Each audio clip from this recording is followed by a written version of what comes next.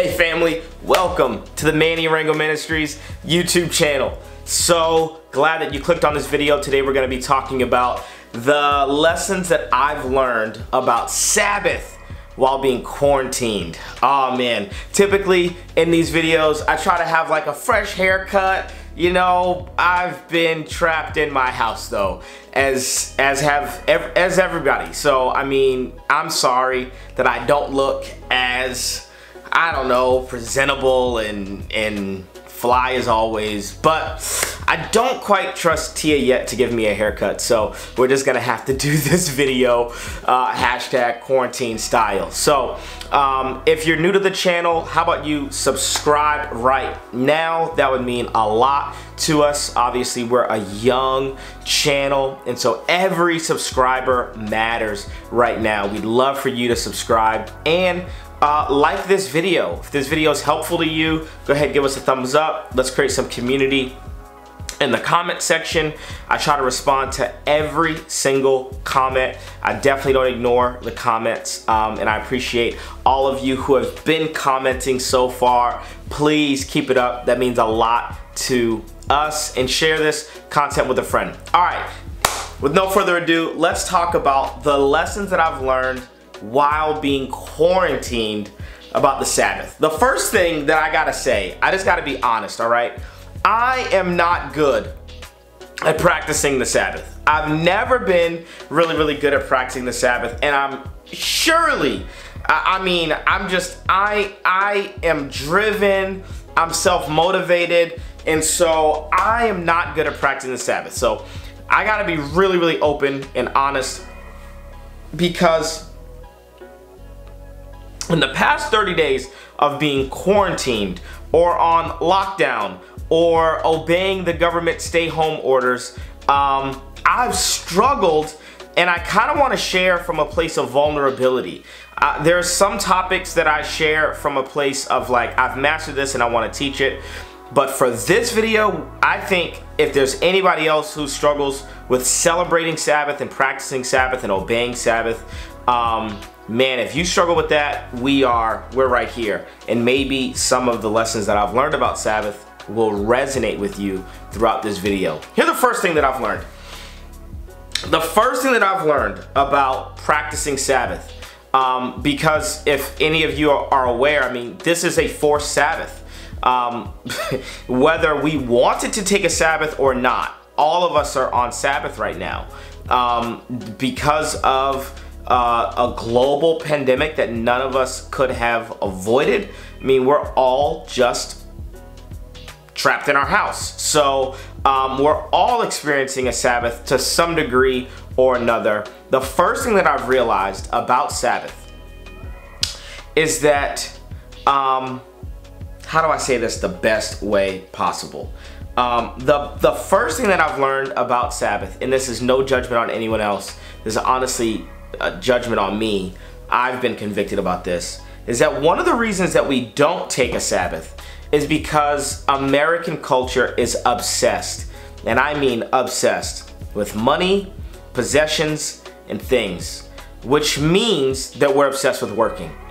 And we are a very work-based culture, we are a productivity culture, we are a climb the corporate ladder culture, and a lot of times the things that suffer because of our greed and because of our lust for more things and more toys and more trinkets and a bigger house and more cars and more stuff, the thing that suffers is you and your mental and emotional health and your family.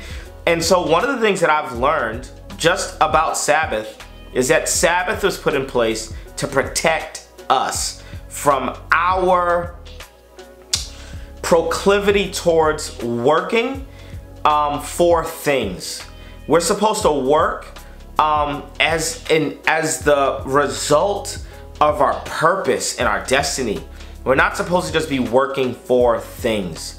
And so obviously, for those of you that don't know, I make probably 90% of my income based on traveling on planes and speaking to large gatherings of people.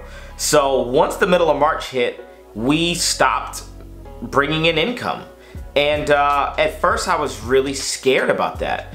Just scared about whether or not I'd be able to provide for my family. And then we started to reassess our budget.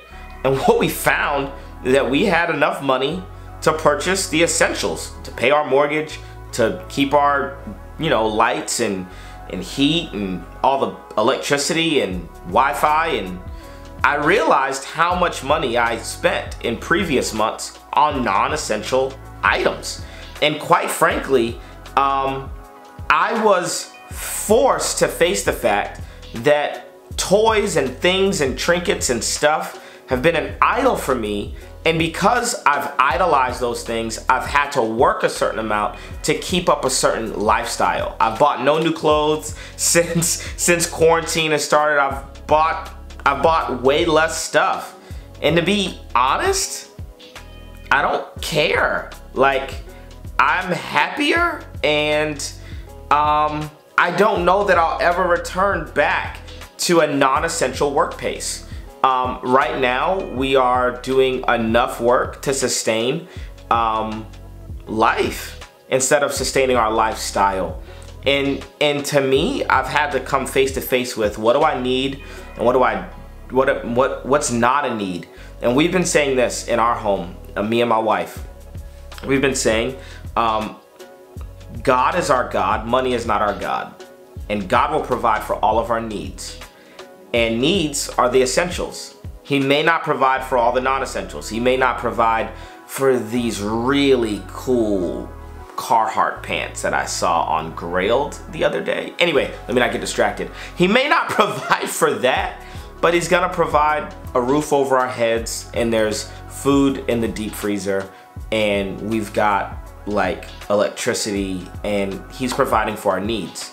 So the first thing that I've learned in Sabbath is that in order to really practice Sabbath, like once a week, once a quarter, once a year, going on a sabbatical once a year, is trusting that God is the sustainer of my life, not my work ethic.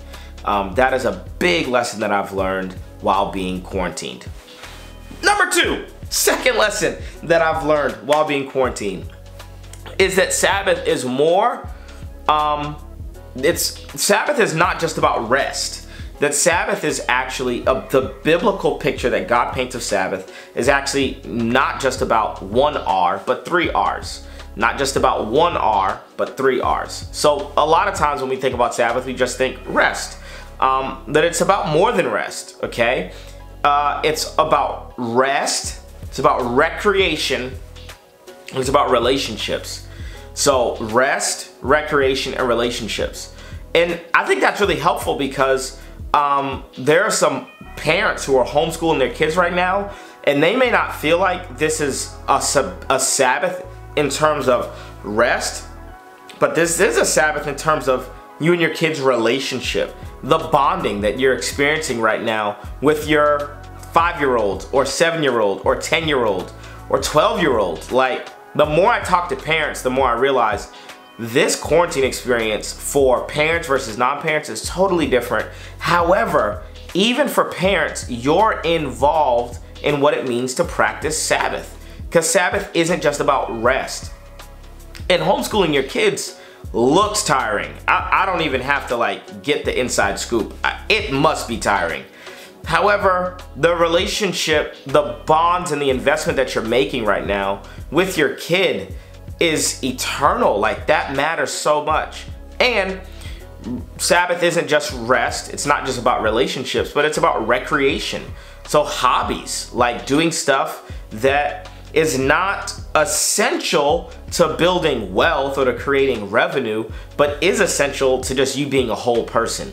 And so me and my wife, literally, I mean, I put this coffee table from downstairs into this office so that I can film, which means that our whole living room is just wide open, and we have danced and we have recreated. We've taken part in recreation.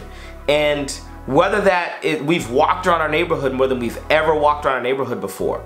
A slower pace means that we have time to rest, but also to take part in recreation, to play just to do things that aren't work, but that are fun, and to invest in our relationship. Remember, God didn't take a Sabbath because he was tired. The Bible says that our God neither sleeps nor slumbers. He doesn't get tired. He took a Sabbath because the Sabbath was the last day, the seventh day, and he created Adam and Eve on day 6, right? Well, depending on your theological position, he created Adam. Some people believe he created Adam and Eve. It doesn't matter. That's not what we're getting into. The point is, he took a Sabbath in order to what? Relate to his creation, to relate to Adam, and Eve. And so the whole point of Sabbath is to rest.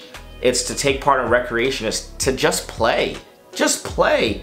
Like, put on your play clothes, go outside, and have a blast. I mean, wear a mask, but I mean, recreation is a big part of Sabbath, and relationships is a big part of Sabbath. The third thing that I've learned about Sabbath. Sabbath doesn't mean that we produce less. It actually means that we produce differently.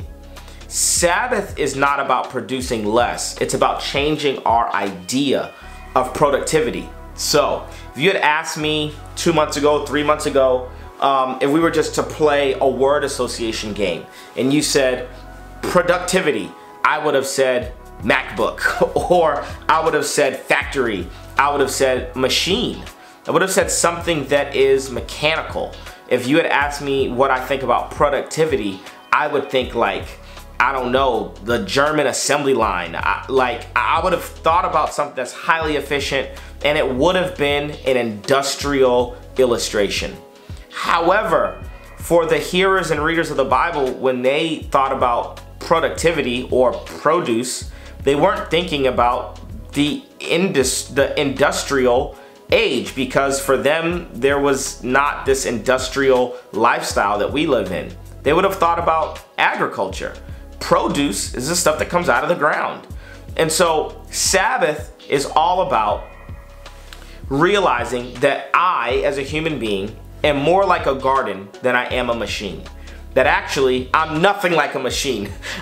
I'm not like any machine. I'm not a machine at all in any way, shape, or form. And so my industrial brain is automatically gonna think about industrial analogies when I think about productivity. However, Jesus says, whoa, you put good seed in good soil, you get good fruit. He gives, when he talks about what you produce, whether or not your life produces joy, peace, patience, kindness, goodness, gentleness, faithfulness, self-control. When we talk about the fruit of the Spirit, that's not an industrial analogy, that's an agricultural analogy. And so what I've realized is I'm not a machine, and I don't produce like machines produce. I produce like humans produce. And humans produce, because we're made from the ground, we're made from the dirt, we produce like a garden. And you have to let a garden rest. And so I don't produce less, I actually produce differently. And what I've realized is during quarantine, I have been super creative. I mean, I'm reading and writing. Instead of writing things in my phone, I've got my notebook. Like, I literally wrote my notes for, if you've been looking at this, following this channel for a lot, typically I'm looking at my phone, right? Like to get, you know, the notes. But no, I've been looking like at this notebook because I've been like writing my thoughts down, and I've been productive. It's just been different. It's been organic. It's been at a different pace. And we don't produce, hey, 8 hours a day, every single day, stay focused, you gotta be a machine. We actually produce more in terms of if our soil is healthy, and if the seeds that we're putting in our soil are healthy, then the fruit will also be healthy. And agreed, like, we have to also realize that even the way that we see agriculture is warped because of our modern industrial technological culture. For every average normal person, like around the world, you eat pineapples when they're in season, and when they're not in season, you just don't have pineapples. But for us in America, in the first world, we want pineapples all the time. So we force the ground to do something that it's not designed to do.